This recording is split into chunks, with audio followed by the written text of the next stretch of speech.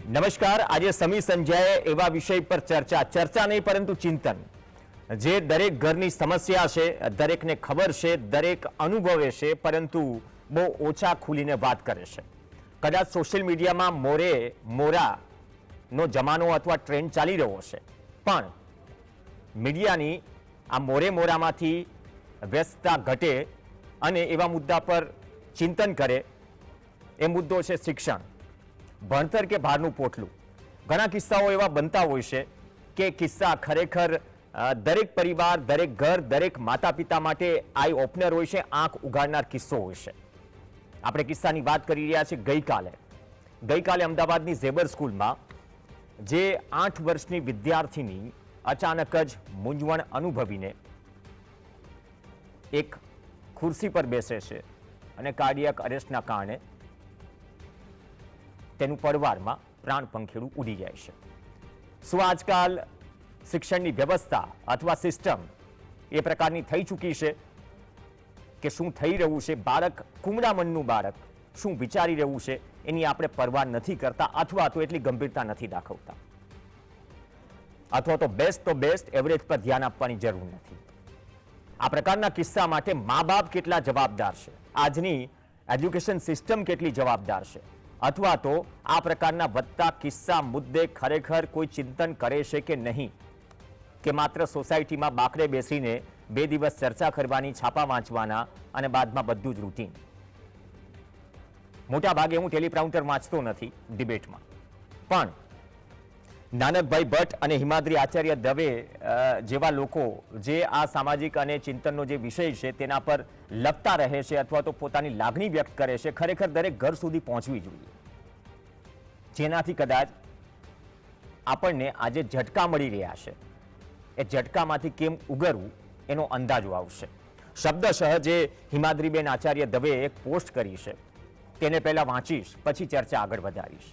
આ પ્રકારના કિસ્સા પર હિમાદ્રીબેન લખે છે કે બાળકો અડધા ઊંઘતા કરમાયેલા, સવારે 6-6:30 વાગ્યે સ્કૂલ બસ આવે, 5 વાગ્યામાં રાંધેલી રસોઈ જે ઠંડી ગાર થઈ ગઈ હોય તે 10-11 વાગે રિસેસમાં ખાય. સવારે આટલું વહેલું બનાવવું શક્ય ન લાગે તો એવી ઘણી માતાઓ છે, મોટાભાગે રાત્રે બનાવી રાખે અને બાળકોને ઠંડુ આપી દે, અથવા તો એ જ ઠંડુ ખાવાનું. સવારે 5 વાગ્યામાં ઉઠી ગયેલું બાળક 3-4 વાગ્યે ઘરે આવે અને પછી પણ શાંતિ ક્યાં છે? જમીને ફટાફટ 1-2 જાતના ક્લાસમાં જવાનું, વળી ભણવાનું ટ્યુશન, બધું પતતા 7-8 વાગી જાય અને એ પછી સ્કૂલમાં આપેલું હોમવર્ક, પ્રોજેક્ટ, અસાઇનમેન્ટ, પ્રેઝન્ટેશન વગેરે વગેરે.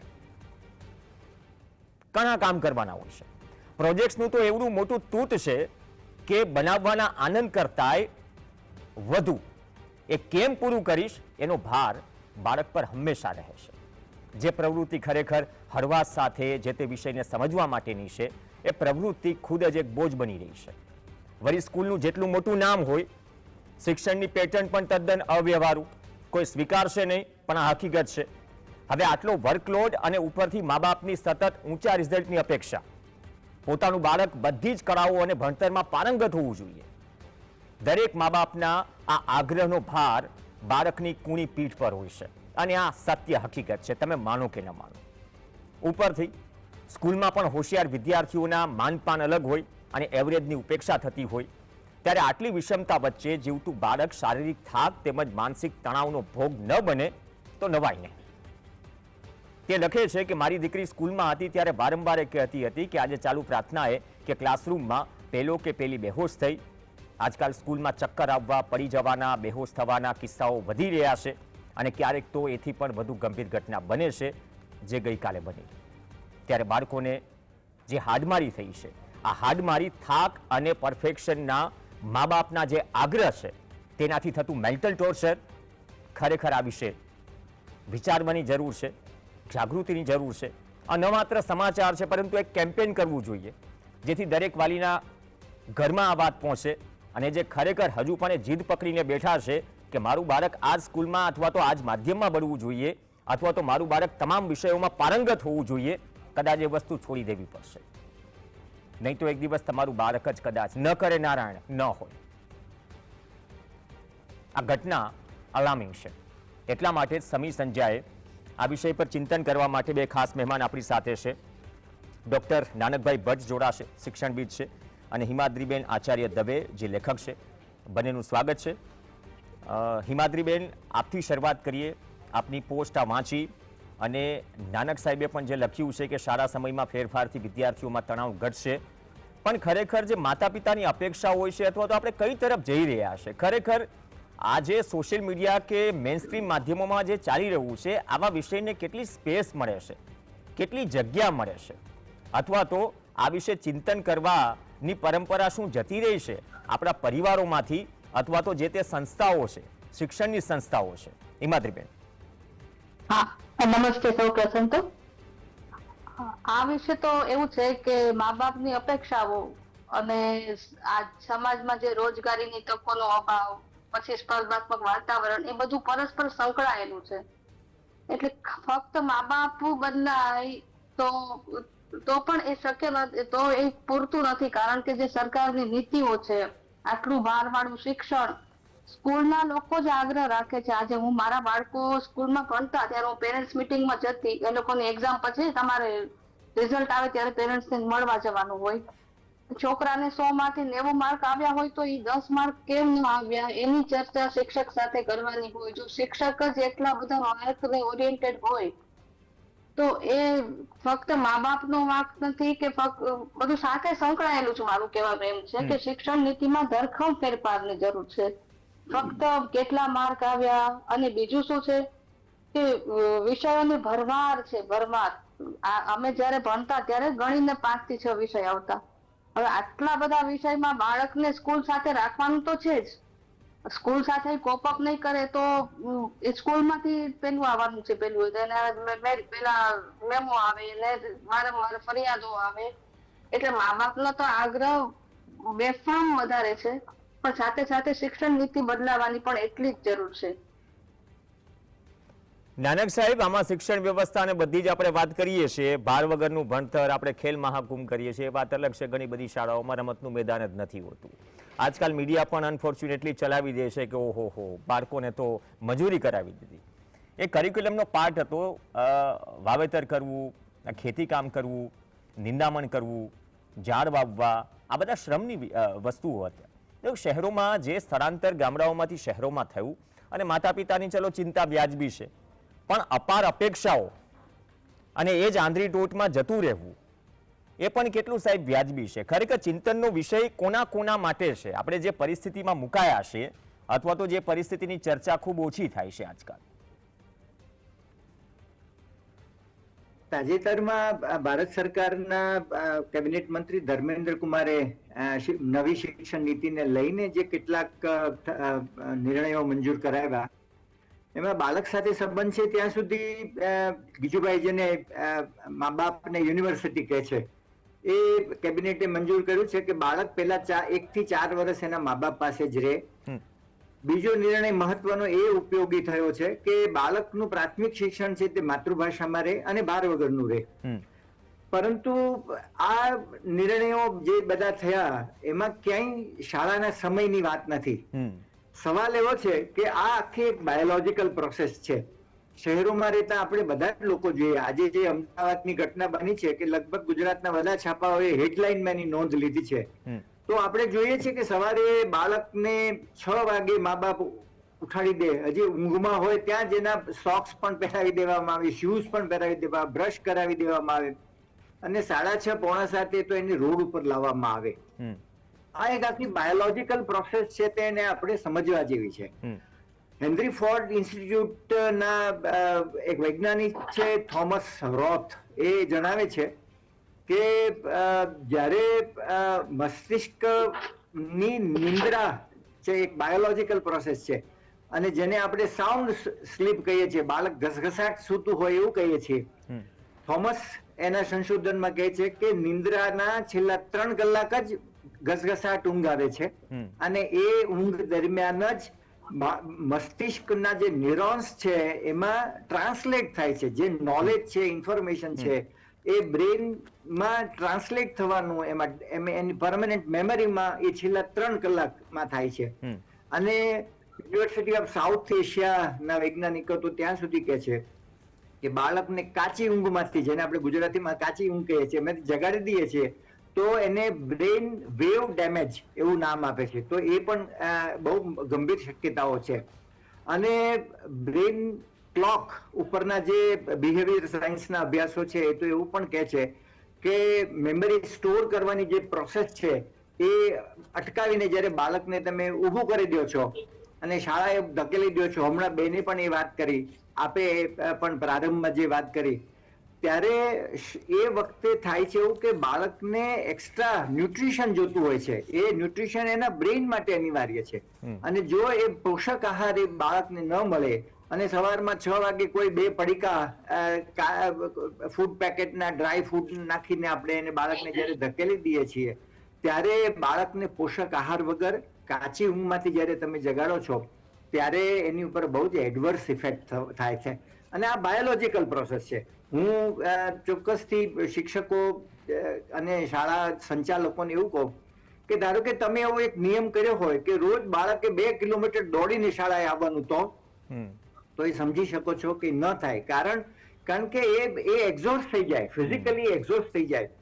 તો અત્યારે જે ટાઈમિંગ સિચ્યુએશન છે એવી છે કે એનું બ્રેન છે એ કોલેપ્સ થઈ જાય છે અને એનું અલ્ટિમેટ પરિણામ છે તે સ્ટ્રેસમાં આવે છે.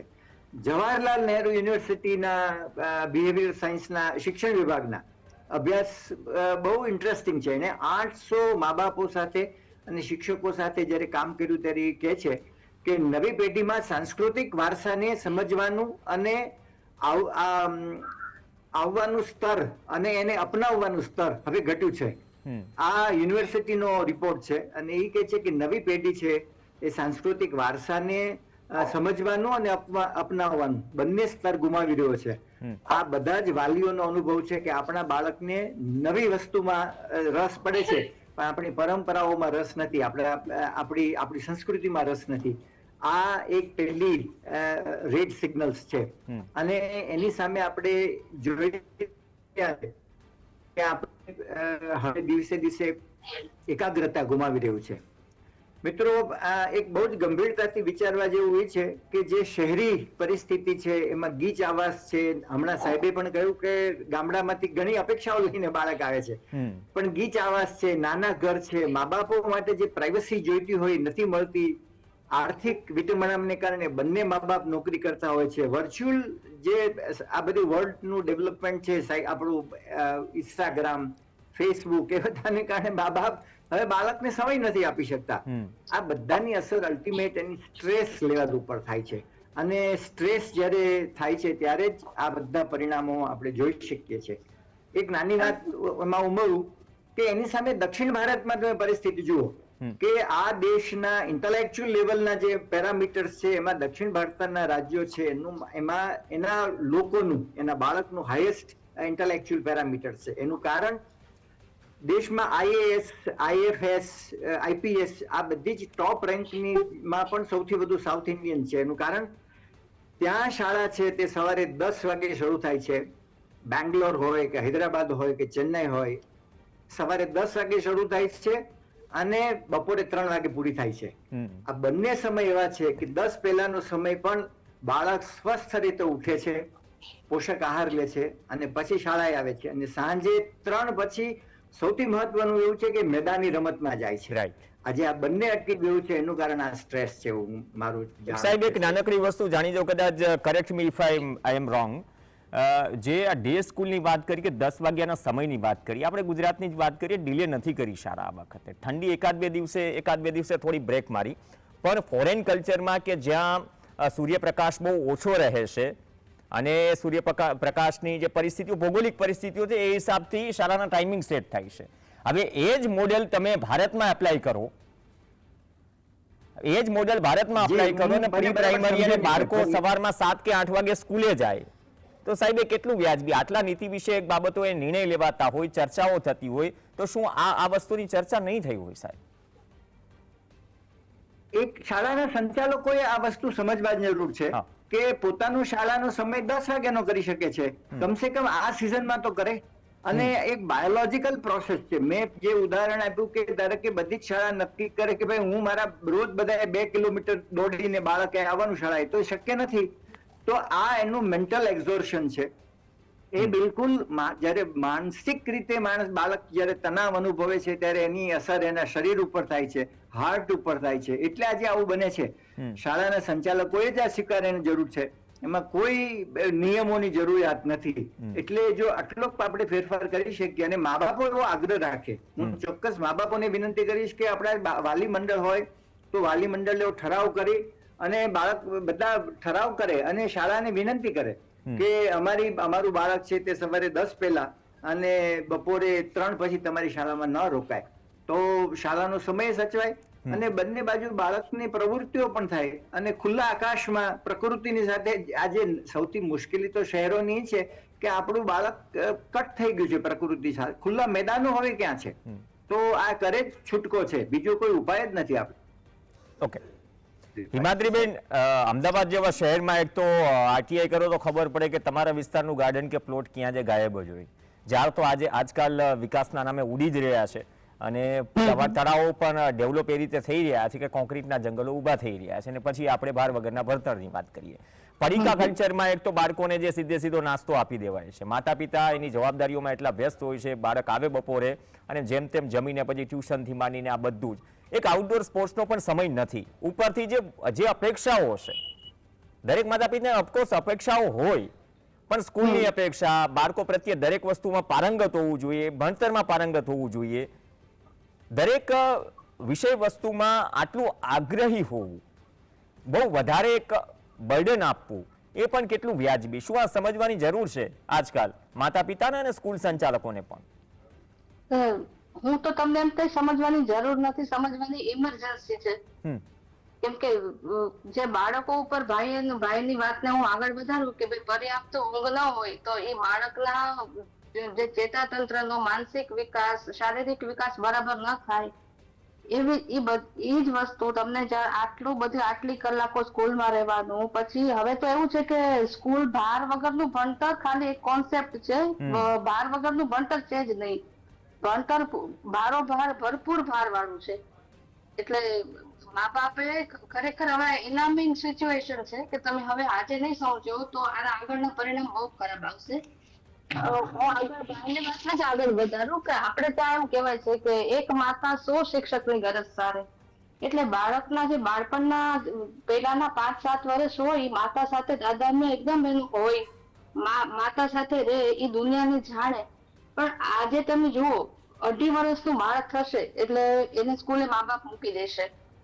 હવે એ માતા સાથે રહેતો જ નથી, તો એ દુનિયાને જે માતા જે એને દુનિયા દેખાડવાની છે, જે એને સમજાવવાની છે, એટલે એ જે એને હોપ પડશે નાનપણમાં, એ માતાની જે હોપ હોય બહુ જરૂરી હોય છે માણસના સર્વાંગી વિકાસ માટે. એ જિંદગીભરનું ભાથું છે એની. તો માતા પાસે તો એ છે જ નહીં. પ્લસ પેલાના વખતમાં શું કે રાત્રે સુતા માતા વાર્તા કહેતી હોય, રાત્રે ખુલ્લા આકાશ નીચે સૂઈને તારા દર્શન કરાવે, ખગોળ દર્શન કરાવે. તો ખાલી જ્ઞાન નથી, એક આખો એક સંવેદનાનો સંબંધ છે, એક હૂંફ જે બહુ જરૂરી છે. બાળ માણસ માટે વાર્તા, માતાની હૂંફ એ બહુ જરૂરી છે. અને બધું જ બાળકો ગુમાવે છે માતા પિતાના. જો એવું નથી કે માતા પિતા વિરોધ, બધા સાથે મળીને આ બધી વસ્તુને વિરોધ કરે, રજૂઆત કરે તો સ્કૂલના સંચાલકો કે શિક્ષણ પદ્ધતિમાં ફેરફાર આવી જ શકે, ન આવી શકે એવું નથી. એટલે મા બાપ માટે આ મેં તમને આગળ કહ્યું એલાર્મિંગ સિચ્યુએશન છે. બીજી તમને એક વાત કહું કે 2.5-3 વર્ષનું બાળકના આંગળા, અમારા ફેમિલી ડોક્ટર કહેતા, સાયકિયાટ્રિક હતા કે એના પેન પકડવા માટે એના આંગળા હજી તૈયાર નથી હોતા. એને પેન તમે હાથમાં પકડાવો ને એટલે એને માનસિક બહુ શ્રમ પડે. એની બદલે તમે એકડા બગડા બધું ગોટાવો, એની પાસે કમ્પલ્ઝન કરાવો. એટલે એના જે તમે કહો ને કે ભાઈ એક જાતનું એક તમે શ્રમિક તમે સમજો છો કે એની ઉપર તમે 100 કિલો ગુણીની ઘઉં મૂકી દો છો. અને જે શ્રમિકની જે હાલત હોય છે એ આપણે બાળકોની હાલત કરીએ છીએ. અને બીજું ભાઈએ કીધું કે સાંસ્કૃતિક વારસામાં બાળકોને રસ નથી, એ બધી વાતોમાં રસ નથી. તો એનું કારણ હું શું જોઉં છું કે મા બાપ તરફથી કે આજના મા બાપને કદાચ એવું છે કે આપણે સારું શિક્ષણ આપી, સારું ખાવા પીવાનું આપીએ, એટલે આપણી ફરજો જાણે પૂરી થઈ ગઈ. પણ સાંસ્કૃતિક વારસામાં એવું છે કે એ બધું મા બાપને આજકાલના મા બાપે આ જ પેઢીમાં ઉછરેલા છે ને, એટલે એ જે દીર્ઘ દ્રષ્ટિ કે એ બધું છે જ નહીં. તો અને સિલેબસ એટલા બધા લાંબા છે, ઇતિહાસ, ભૂગોળ, જેથી આપણે સાંસ્કૃતિક વારસાને સમજી શકીએ. એ બધા વિષયો એટલા લાંબા છે કે તમે એ ફટાફટ ગોખી નાખે છે બાળકો. કઈ સમજવાનું કઈ એવો રસ ઉત્પન્ન થતો જ નથી. રસ ઉત્પન્ન થાય તો બાળક ઊંધું ઉતરે.